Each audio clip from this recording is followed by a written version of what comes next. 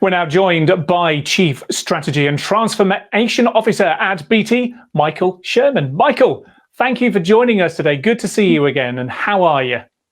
I'm doing well. Thank you, David. So, Michael, I'm sure you've been watching. We've been hearing some fascinating tales from Justin and Robin speaking about their transformation journeys today. What are your takeaways from their stories, and how do they compare to your own experiences of heading up BT's transformation?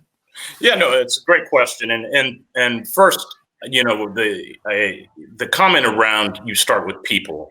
I think you have to start there, and that's where BT started on our journey. So once we defined what we were trying to accomplish with what we call our Simplify program, which is foundationally a digital transformation, but also a business model transformation, we realized you had to start with people, and that means making sure we defined what the end destination of the journey was going to look like. And so I agree that you want to start there, because you have to engage your workforce. You have to discuss with them what you're trying to accomplish with the business. And then you have to make sure that you're bringing people along the journey, because this is, for many people, it's going to be a very different way of working than how they worked in the past. And if we're not actually engaging our workforce to help them make this journey, we keep saying it can be a shuffling of the deck chair. So you can move people around and accomplish nothing if we don't actually enable our people to understand what we're trying to accomplish and actually work differently. And foundationally for us, that meant things like servant leadership and empowering the teams. So those words can just be words on paper, or we can actually, what does it mean to be empowered? How do decisions actually get made? How do you increase the pace and productivity of the workforce? And then how do you, or we as managers, actually support our staff by removing obstacles versus being the historical command and control and telling people what to do? And that's a big change when you're changing your people, and we think is foundational to any digital transformation. The second thing, that point, which Robin raised, which I thought was quite compelling, is you got to have some short-term milestones.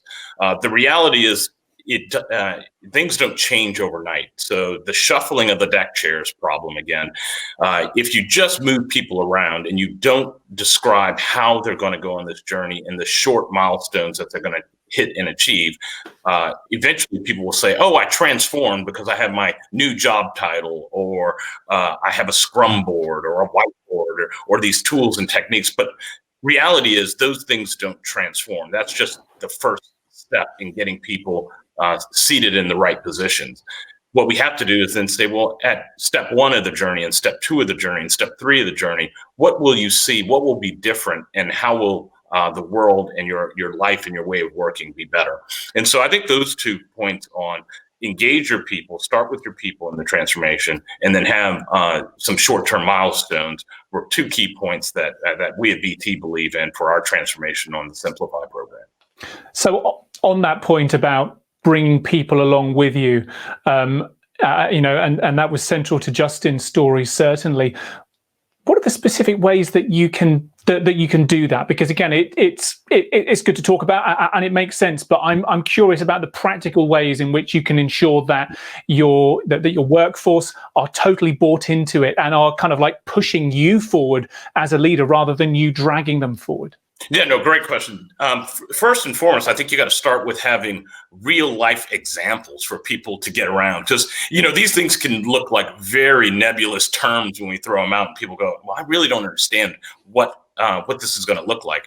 And so one of the things we did was we said, we called them these lighthouse projects. And so we made sure to get people engaged in a full transformation, but a small version, and show them how this could work and what life looked like. And then we use them to be ambassadors to help drive the change, because it's one thing for top leaders to start talking about this, but it is another thing when your peers say, wow, I can't imagine going back to our old ways of working. I would never want to do things in this old manner. And so we use these lighthouses to really get it done. The second thing is, you have to really have engaged in really highly engaged training. And that sounds easy, but it's really hard to do. How do I actually give people the tools that are going to engage them to make the transformation, to explain to them what they'll be doing, and to help support them along the journey. Because as soon as people are excited, they say, well, I want to learn more. And if you don't have the ability to get them educated about what they're going to do, you could lose that excitement. And so I think maintaining the excitement is important. And third, I will tell you, one of the things we've started to do is we make sure we have these continuous pulse checks where we're asking everyone that's involved in the transformation to just tell us how it's going. And that's a very powerful tool, because we can identify the hot spots, where are things going wrong. And then as management, again, our job is obstacle removal. So we can identify where are those hotspot obstacles, and we can then work with those teams to say, how do we start to remove the friction points and problems they're having so that they can achieve the goals of the transformation? Yeah, two things there. I guess there is the saying, build it and they will come. Maybe not the case, but give the people the tools and they will help you to build it. And then secondly, on those pulse checks, that's exactly what we've been doing today. We've had a poll up on the screen, and in fact, it's one of the questions from the Future in 2020 report that's launching next month. More on that later on. But our pulse check, we've been asking our viewers about their business priorities for the next year. And of the options, they said 44% said it's priorities about optimizing the customer experience, followed by reducing operational cost and improving collaboration. So, top business objectives, optimizing the customer experience. Tell me your team's priorities, your big priorities for the next 3 years, 5 years, however long you set them for. What would you say they would be? You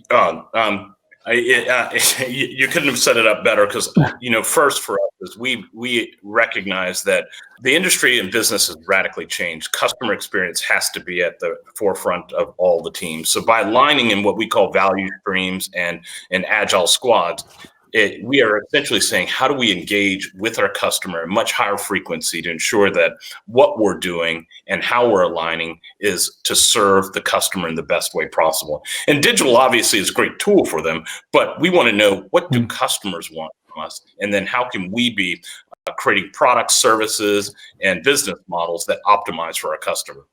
But second is, without a doubt, you have to be efficient.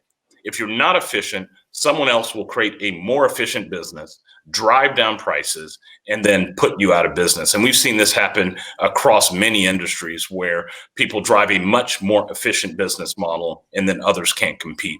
And so this, you can talk about, this is the Amazonification problem of Amazon has driven down price points on things like AWS for data services, compute services, and it makes it really hard for others to get in that game.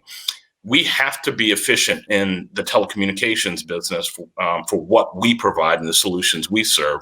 So if we're not delivering the best customer experience, and we use NPS as our metric for measuring customer experience, if we don't drive the best customer experience at the lowest operational cost, we're not serving our customers the best way we can, and we're not delivering the best value for our shareholders.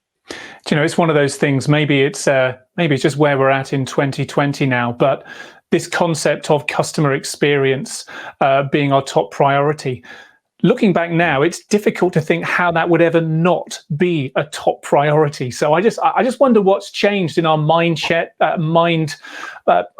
space, what's changed in society or in business culture that has, that maybe it wasn't previously a focus. It has been a focus. Is it competition? Is it the increased competition, and that customer experience is really the only way to try and differentiate yourself? Yeah, so and I'll just relate it to my industry of telecoms. I mean, most telecoms around the world were government-controlled, regulated businesses, and in that industry, you delivered the product you wanted to provide to your customers.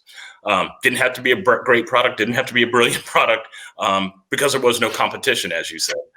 Now, when these businesses became not deregulated, but became privatized, and competition was instituted, and new technologies came along that could be alternative ways of delivery, customers started to say, well, I've got choice. I don't have to choose BT. I can choose someone else to deliver the service. And at that point, you say, well, how do I compete? And the best way to compete is delivering a better experience for your customers. And customers are now acutely aware, much more than they were in the past, where that they, one, have choice, and they know what a good experience looks like, and they know what a bad experience looks like. And they will quickly walk with their feet if they think you're not servicing them the best way possible. And it's interesting, just looking at the second and third options on the poll, reducing operational cost, improving collaboration, certainly improving collaboration, assuming that that's kind of internal collaboration, all of that stuff still supports the improving customer experience, doesn't it? Because the better your team talks, the better your team is able to talk to its customers, and the better experience the customer receives. Yes, that's right. And I would say from a collaboration standpoint, where we've leaned in is we are all in on an agile transformation as a part of our digital transformation. And the agile transformation is about getting the right team members into their own groups, working collectively, but also independently to deliver best outcomes. So collaboration to me is foundational to our transformation. It's a necessity if we're going to truly achieve the goals of digital transformation. It's good to talk, as somebody of this parish once said. Listen, Michael, thank you very much indeed for joining us.